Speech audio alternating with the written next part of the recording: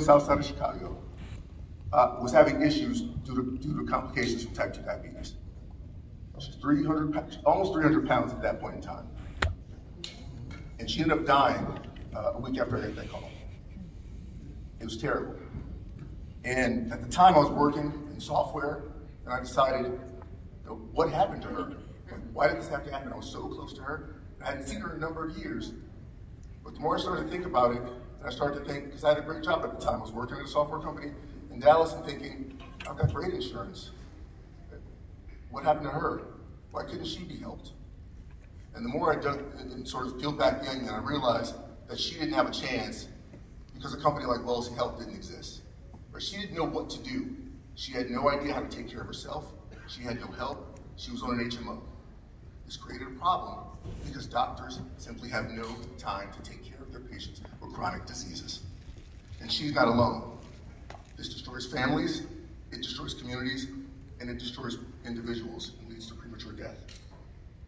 And that's why I quit my job, started at Wellacy Health, and that's where I'm here today in front of you talking about what we're building. So it's a real problem that we're dealing with here. Right? There are big issues with healthcare, everyone knows that. But when I started to do research, I realized that primary care doctors, right, they're at I love them to death, I love my doctor, and she's on our advisory board, but they're, when it comes to making money in the healthcare space, right, they're the lowest on the totem pole. They get everything dumped on them. They're required to do so much, and they literally can't spend time taking care of patients. And it's not like they don't want to. When you poll doctors, they would love to spend 60 minutes with each one of their patients, give them all the attention that they need, right? But primary doctors don't get paid to do that. They literally, due to misaligned incentives in the healthcare space, they literally will make less money the more time they spend with the patient. Because under the fee-for-service model, they need to get you in and out, and that's it. And patient care is suffering as a result. So what's the solution? It's Wellacy Health, right? We are a tech-enabled platform that generates a new revenue stream for doctors. Right? That's through chronic care management, remote patient monitoring, and behavioral health integration, and I'll talk about that shortly. Right? But we want to get them paid for providing better quality care. It delivers continuous, comprehensive care and health education for patients. What I realized by talking to patients is that 99% of them have no idea about basic healthcare issues, right? How many liters of blood do you have in your body? How many teaspoons of sugar are in the average human body? If you eat this 1 cup of brown rice, how many net carbs are there? And what does that do in your system when it converts to sugar? How does that lead to insulin resistance and diabetes? Right? This is important stuff that most people have no idea about. Right? Our platform also improves health literacy, increases health equity, and improves health outcomes. Right? When you think about socially and economically disadvantaged folks, and everyone wants to talk about health equity and how health equity is so important. Now, health equity is about giving everyone the opportunity to get the best health care possible, and it's not in existence today. Right? So what's our platform look like? Right? Well, our platform, if you think about having doctors on one side, patients on the other side, and we sit right in the middle. Right? Those are actually screenshots from our platform. Our platform sits alongside the EHR. We integrate with the EHR, so we're bringing a lot of data, and then we populate the system, the doctor's platform, with a lot of our own data. The patient has their platform, and we engage the patient continually with micro-learning tools, videos, etc. And then we have a care team that will take care of each patient. Benefits for the doctor is that they get a highly profitable new revenue stream. It extends the capability of the practice because we're taking care of their patients for them when they're not going to see their doctor. Right? We address issues of social determinants of health, and we provide, we help doctors transition to what we're calling value-based care, which is where the market's going. Benefits for patients, culturally competent care team. Right? We want to match patients with people who look like them because we know in the healthcare system, that's what really works and gets them engaged. Right? Again, we're about the health literacy and health equity, and we reduce their hospital visits and ER visits and unnecessary costs to their doctor. How does it work? We handle pretty much everything. We sign a contract with the doctor. We handle patient eligibility, communication, and registration. We will send out the remote patient monitoring tools to patients who need them, and then we'll do all the administrative back end for the doctors, and then we continually engage the patient 24/7. Where's our traction? So we're an early stage company looking to launch a paid pilot. We actually have a healthcare practice on the East Coast that said, we need something like this, period. We've got so many folks who we can't take care of.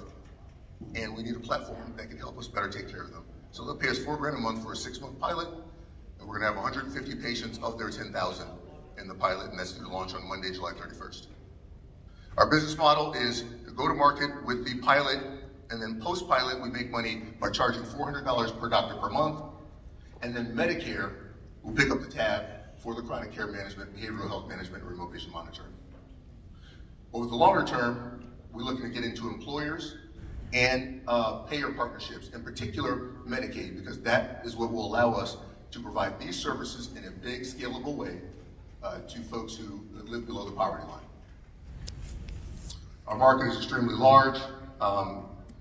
In our competition, we like to say that we combine the best of both worlds, patient engagement and chronic care management, which no other platform provides.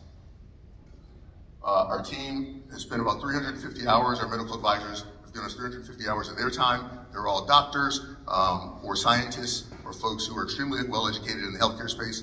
My background is investment banking. I grew up poor on the south side of Chicago, went to the University of Chicago, worked as an investment banker, and then in a number of software companies.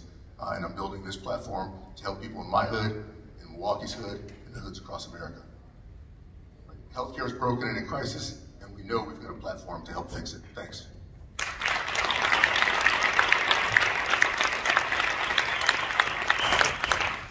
How do you drive users, right? There's so many apps out there that promote health, and not everyone uses them for one reason or another, and how do you make a decision to use what?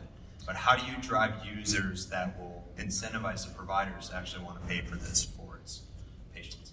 Yeah, so I think there's a couple of things. One, what we know from actually talking to people on the ground, right, is that doctors, especially like on the south side of Chicago where I'm from, I've talked to 7 or 8 doctors down there. They don't have a platform like this whatsoever. Right, the problem is that platforms that are out there in the market now don't reach into those neighborhoods, period. They're just not there. Right, so they need something like our platform to be able to offer to their patients, and they love it because we help them make more money in the doctor's practice. Right, chronic care management, getting reimbursed by Medicare, taking care of their patients with chronic diseases. These are new revenue streams that they've never even had access to before. Right, and that's really the fundamental problem with what's happening in healthcare, is that people who live in these neighborhoods are being left behind. Right, so a platform like ours is very impactful for them and their patients, and they would love it. On the patient side, we have a number of ways we keep them engaged. We've incorporated some behavioral, what I call behavioral economic rules, if I can't remember the exact word here, but things like loss aversion, things like risk aversion, how we keep them engaged and incentivize them to give us the right data and to continually stay engaged in our platform. We've done a lot of that early testing, about 350 hours or so on that, and so we think we have the right platform for our patients and our doctors. So you mentioned that, it may have been on your second slide, that you generate revenue for doctors. How do you actually do that? Yeah, so Medicare, right? So Medicare says that they have an incentive program they started in 2017. They say it's out there for every doctor, whether you're a primary care doctor or a specialist, doesn't matter. What you get paid for is when you have clinicians, when it comes to chronic care management, behavioral health management, and remote patient monitoring. If you engage this patient, meaning talk to them for 20, 40, 60 minutes a month, right, then Medicare says we will pay you a stipend. It's extremely prescribed, so you can only take certain actions, and really it's just calling and talking to them. Are you okay? Are you putting on your blood pressure monitor the right way? Are you sitting down for 5 minutes before you take the measurement? Because if not, it's going to mess with the data, right? If you do these things, then Medicare will pay you, meaning the doctor's office, for taking all of these actions, because what they're trying to do here is they're trying to get you to do these things to avoid the big catastrophic cost down the line, right? So if someone has to get their foot amputated or has issues, right, all these sorts of follow-on comorbidity issues due to things like type 2 diabetes and prediabetes and obesity, right? So we get paid, we will take care of all of that stuff for the doctor's office. Like, they don't have to hire somebody, they don't have to get a software to record everything, they don't have to do anything except sign an agreement with us, agree to split revenue, right? And so every dollar we get them in reimbursement, we'll split with them. Who's doing that?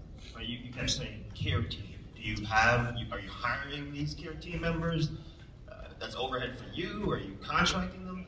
We're contracting them. So we have 6 already for our pilot, and that's plenty for a 150-person pilot. That's actually probably too many. And so we hire them, and that's health coaches, That's behavioral health therapists, right, which are really licensed social workers.